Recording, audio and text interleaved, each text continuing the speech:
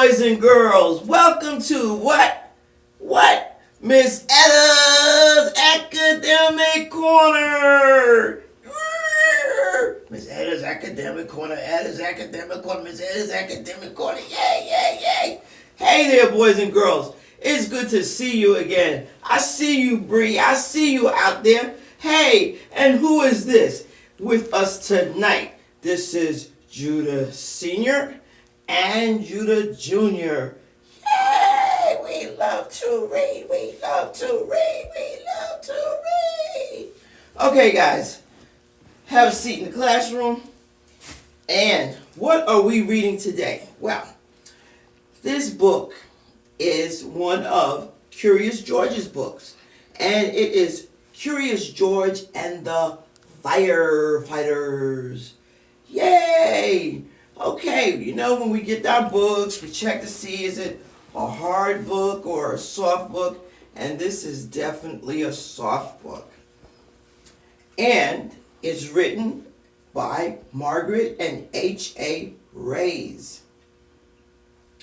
Now, it has different colors. We see red, we see yellow, we see blue, we see a little bit of white and some brown too. That's the front. Now on the back of the book, it has a puzzle, or I should really say a maze. So a maze is where you have to start at one point and end at another point. And inside you have to stay in the lines and you have to go straight through. You can't pass a line to get through. So that's a little bit of fun. This book also has some bonus stickers in it. And we'll see that at the end. So, if you have any hot chocolate or hot drink or even a cold drink, move it aside. You don't want to waste any of it. If you're eating cookies, put it on the side, whatever it is that you're doing. So, if you have glasses, remember, take the glasses off, use both hands, and clean them with something soft, and then put them back on with both hands. Okay? So, we're reading Curious George and the Firefighters. What could this be about? You know, when you see a fire truck, you know, the sound it makes, sometimes it's exciting to hear it, but also remember when you're hearing it, that means something's taking place that's serious. So they've got an important job, and that means that we need to respect the firefighters and the fire trucks. So we'll talk about more of that at the end. But this one is Fire Station number 3. If you ever look at the fire stations, they have numbers on them. So this one is number 3. And this is George. And he was a good little monkey and always very curious. That's why he's called Curious George. Today, George and his friend, the man with the yellow hat, joined Mrs. Gray and her class on their field trip to the fire station. So they joined Mrs. Gray, and that's a teacher, and she has a bunch of kids with her. And they look excited to be going to the fire station. Remember I said a fire station, fire truck, all that stuff. Firemen, that can be very exciting, but it's also serious work. All right. The fire chief was waiting for them right next to a big red fire truck. "Welcome," he said, and he led everyone upstairs to begin their tour. So the fire truck has a ladder, it has a hose, and it has a lot of things inside of it. A steering wheel. So that's the first thing they saw when they went to the fire station. And the fire chief was waiting for them, and he has a little dog. And the dogs that are white with those black spots, they're called Dalmatians. You've seen them, and they've even heard movies about them. There was a kitchen with a big table, and there were snacks for everyone. The fire chief told them all about being a firefighter. George tried hard to pay attention, but there were so many things for a little monkey to explore, like that shiny silver pole in the corner. So in the room that they were in, they had snacks, they had the chairs, they had the bunk beds that were, well, not bunk beds, but the beds where the firefighters sleep. Firefighters work long, hard hours, so they have to be comfortable. So sometimes some of them, well, most of them have kitchens, they eat their meals there, and they take naps there. Now, Curious George was looking at the pole, and you might have seen it in stories or pictures or movies when the alarm rings and there's a fire or an emergency. The firefighters go down the pole, and the pole is cut through the ceiling or the floor, and then the ceiling on the next floor, and then that's how they get to their fire trucks. So they don't go running down the stairs. The quickest way to get to the fire truck is down that pole. Now, why it went back downstairs, there was the great big fire truck. So Curious George was more interested in the pole because the pole was leading him back downstairs to what? The fire truck. There was a map of the city, and there was a whole wall full of coats and hats and big black boots. And those are the uniforms that these particular firefighters wore. Every now and then when you're reading a book, it's good to stop to think, what did I just read? What do I remember? What do I understand?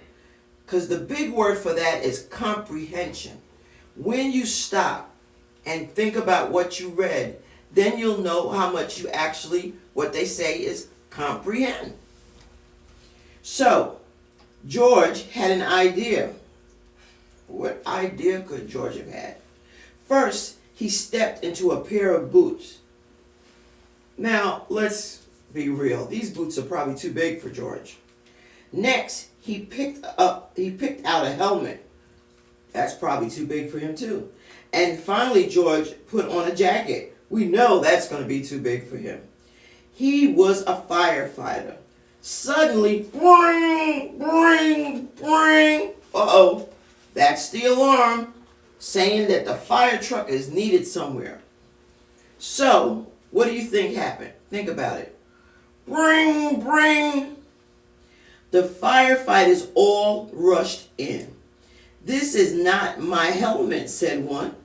My boots are too big, said another. Hurry, hurry, called the fire chief. A bright red light on the map of the city told him just where the fire was. There was no time to waste. So because George went and took the helmet and the boots and the jacket and put it on, that belonged to somebody. So when the firefighters came to put their outfits on, everything was messed up. The order, because it has to stay in the orders for them to put it on. So now they had the wrong boots, they had the wrong helmet, and somebody had a wrong coat. One by one, the firefighters jumped into the fire truck. And guess what? So did George.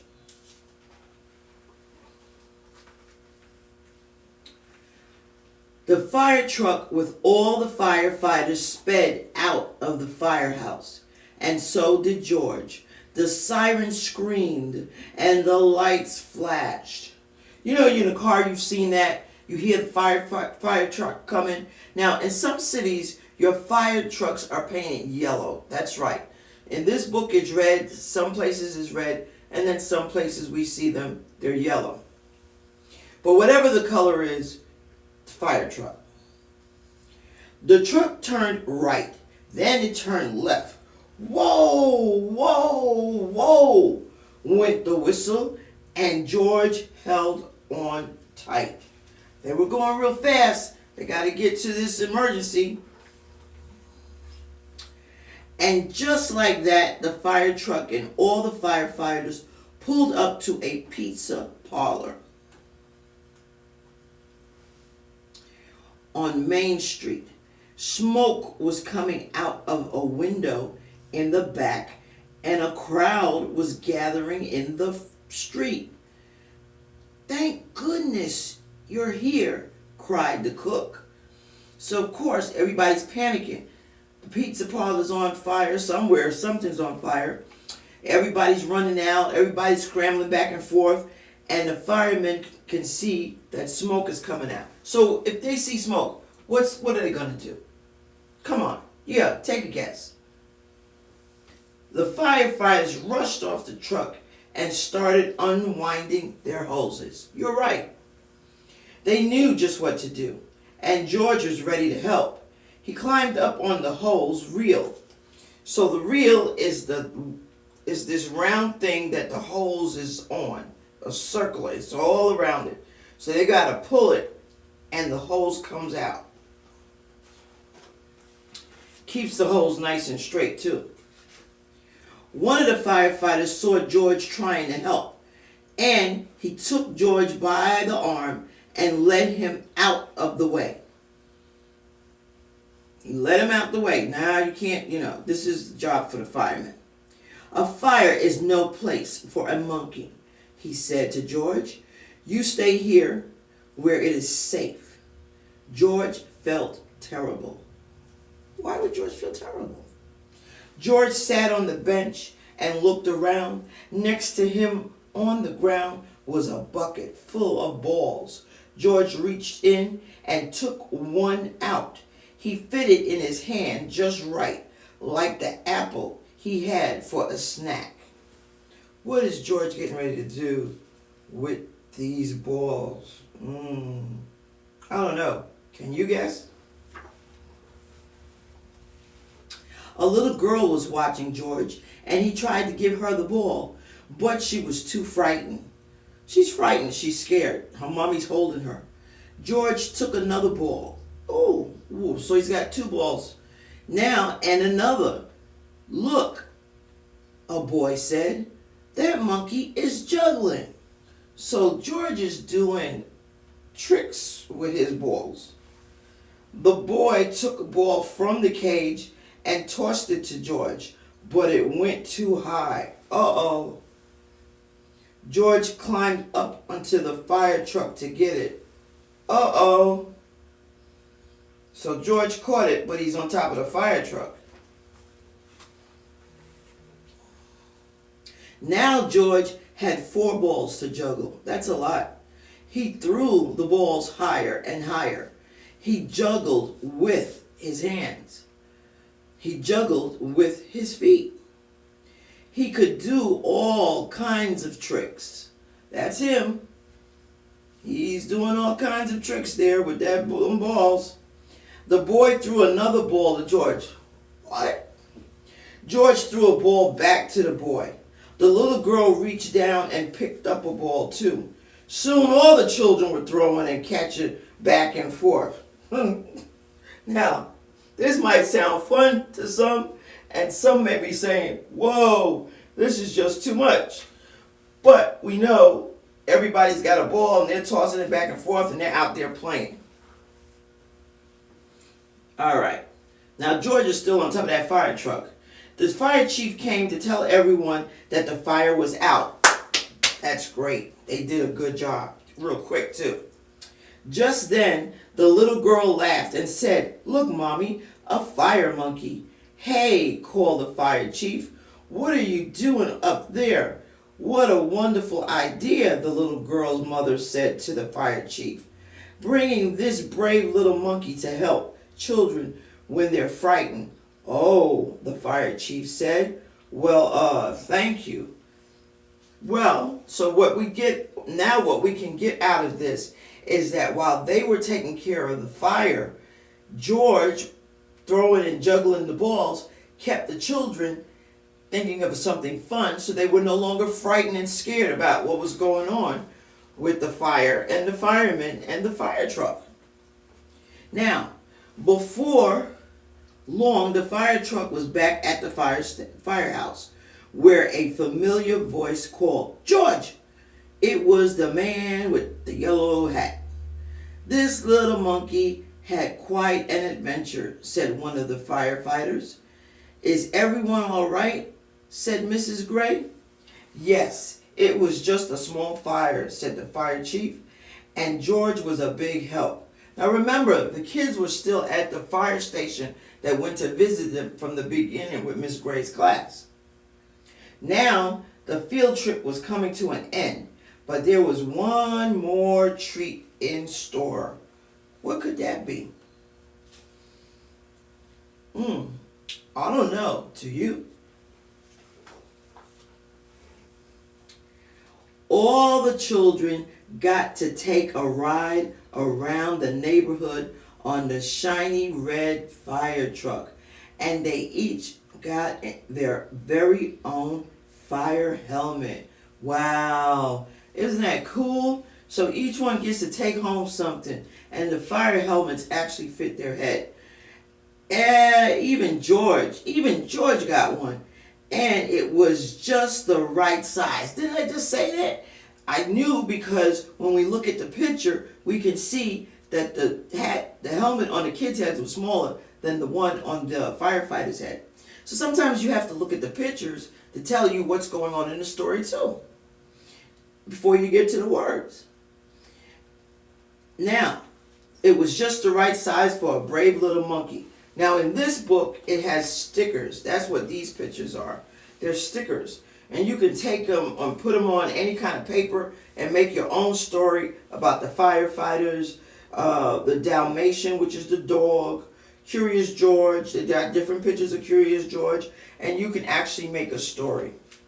Now, at the back of this book, it has words to jumble, where you would have to unscramble them and make a word that's in the story.